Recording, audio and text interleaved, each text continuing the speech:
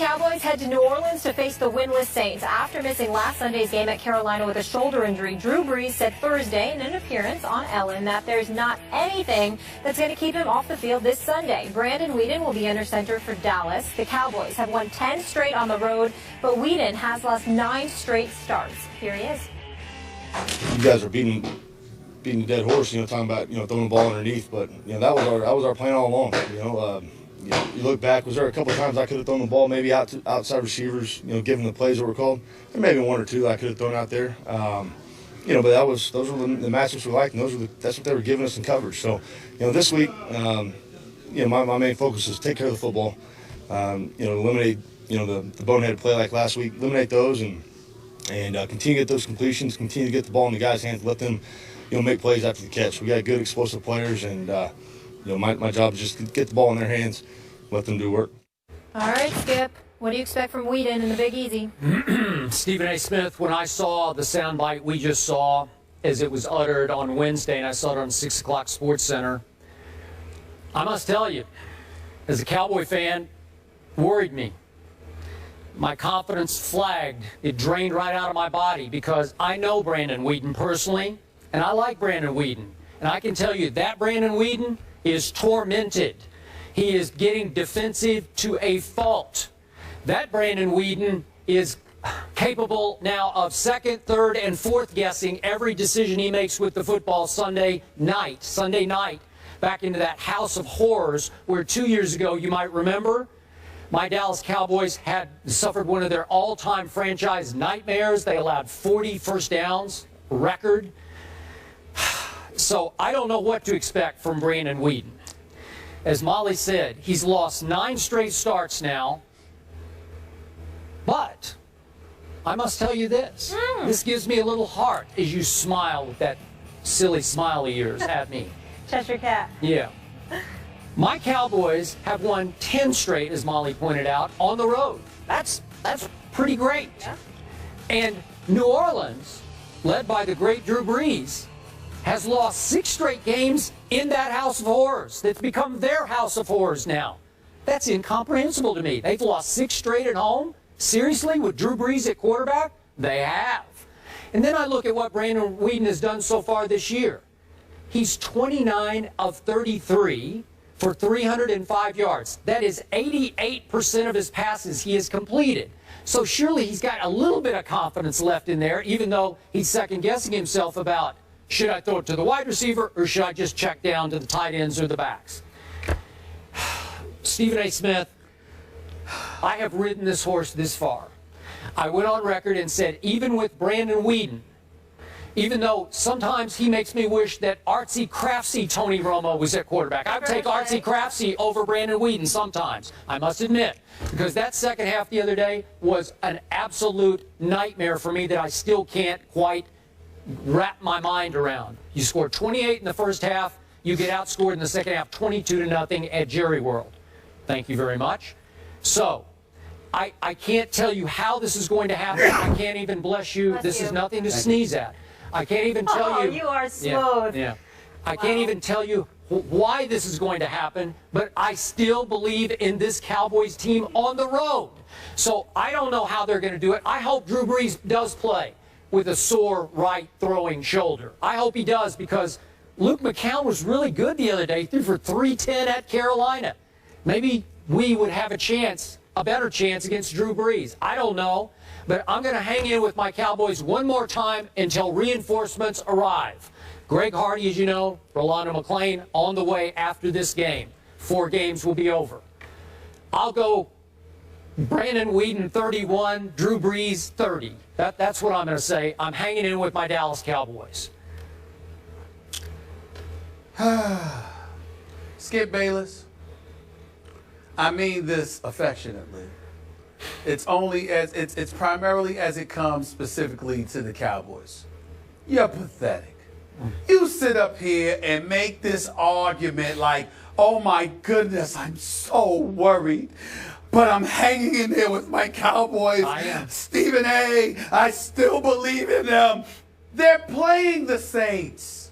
I mean, all of this against Seattle or Green Bay or somebody, but they're playing the Saints. Okay, the way Rob Ryan's defense looks right now, you can get an arena football team to go against the Saints right now, and they'd give them a run for their money. Now, I know that Luke McCown looked incredibly impressive in Drew Brees' absence last week. 31 of 38, 310 yards, just one interception. I thought he played very, very well. But there's no Stills, there's no Jimmy Graham anymore, there's no Darren Sproles anymore. This team has changed. They're ranked 23rd against the pass. They're ranked like 26th against the rush. This team is a shell of what it once was a couple of years ago. And now the only interesting thing about this team is how long are they going to commit to keeping Drew Brees instead of taking him out of his misery and sending him someplace with a team that can actually play on a high level. There is nothing, absolutely positively nothing, that should be compelling about this game. The Dallas Cowboys should handle their business, even without Romo, even without Desmond, even without Hardy and Randy Gregory and all of these guys. It's the Saints. Wow. You know how I feel about the Saints. I told you before the season I didn't think they were worth much. I stand by it. It's Drew Brees, and then it's everybody else. And in fairness to them, it's not like I'm saying, oh, my goodness, they just don't know what they're doing. No. They're in transition. Sean Payton is a Super Bowl champion coach. He's already proven what he could do. We understand all of that. But what you have to understand, only 26 players remain for the 53-man roster they had last year. They just traded some dude to the New England Patriots, all right? We know Jimmy Graham is in Seattle. We understand that they're in flux right now. It's a complete makeover. They're drafting defensive linemen and cornerbacks and stuff like that. They are just they are transitioning. They're not what they used to be. The New Orleans Saints will be lucky to win 5 games this year. It's just that simple. The only reason we don't say it too often is out of respect and deference to the great Drew Brees. It's the only reason. Outside of that, they have average players, the elite players that elevated them to another level, that scared the living hell out of you whenever you had to come down to that Mercedes-Benz Dome. They're gone. It's over. Whatever we used to love about the Saints, they are no longer relevant in a championship conversation. It's been that way for a little while. We were just hesitant to say it. The time to say it is now. So I expect Brandon Whedon to have another good game against them. I expect Lance Dunbar. I'm not saying 10 receptions for 100 yards, but I expect him to have a good game. I expect Jason Witten to have a good game.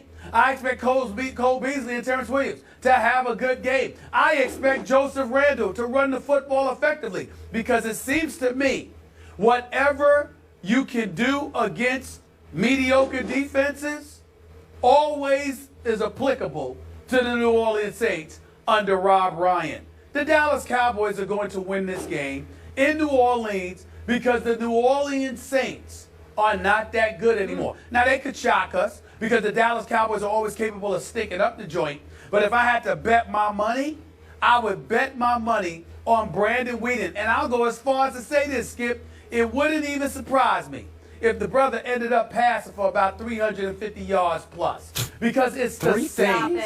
It's the Saints. It's the Saints. The Saints. Okay, give me a score. Are you like 45-14? Something like 3 touchdowns, 4 touchdowns? Hold on, wait a minute. Drew Brees is supposed to play. Well, that's what they said. If Drew Brees plays, they good for about 24 to 27 points. I say Dallas gonna put up over 35 though. I really do. Okay. And then again, it doesn't even matter, because all I'm trying to say to you, Skip, is this. It doesn't matter whether it's their offense, it's their defense. They're not the same team. They got really good players in certain positions, but they're not a good team. Okay, so if I'm hearing you right, 35-24 Dallas. That's sort of the ballpark of what you're talking about? Okay. Ballpark. All right, so one of two things is operating here. Either you are trying to turn the tables on me and jinx this Cowboy game for me, because you know how much it means to me to put one more in the bank before the schedule really turns tough, because New England's 2 weeks from now. Or Well, that ain't even worth talking about because y'all gonna lose that game. You heard it here first. Wow. But Breaking the other thing that might be happening here is you've been on kind of a negative roll with your picks this year, and so you're scaring me because you might just be swinging and missing, like just a big old swing and a miss. It might be. And listen, man, I deserve that. I deserve that. But I would remind you that the games that I've lost this year were similar to what happened last night with Pittsburgh and Baltimore. Games that should have come down in my favor, then all of a sudden stuff goes wrong. I picked the Giants to win the Falcons. They give away that game. I picked the Giants to beat the Cowboys. They got a 10-point fourth quarter lead. They give away that game. Those kind of things have happened to me. It's not like I've been off the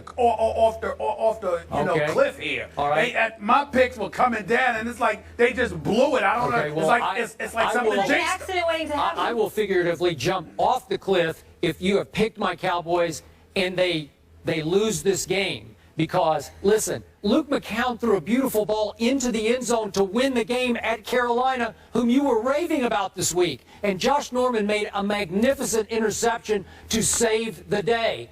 And my Cowboys defense in the second half gave up 259 yards to Atlanta. Really? I hope you're right, but I think you're just trying to jinx me. Well, listen, I ain't get all my picks right. I got plenty of them right. I ain't get all of them wrong. It's just that it's a couple of key ones you got me on right now. No. You got Like me by 6 or 8? You've got me by about 4 games. You've got me by about 4 games this far. I think I want to go back and put a pencil to that. You go ahead and do that. You got me by about 4 games. All right. Skip, this will You make got you me by about feel 4 good. games right now. I'm going Saints, 24-21. If Drew Brees plays at home after injury. We ain't gonna count how much Molly been wrong though, because No, we don't are you want to do kidding that. me? We I don't want to do that was with Miss perfect last Connecticut. week. Oh, we okay. don't want to do that. I was and perfect never last that. week. Please keep count. Roll the tape. Please. We have a Please. big Perfect. SEC matchup between the Hedges. Saints, you heard it here first. Alabama and Georgia haven't faced each other since 2012, and there's a lot of pressure on Georgia coach Mark Richt to get this signature win. Who gets the dub this weekend? We'll break it down next.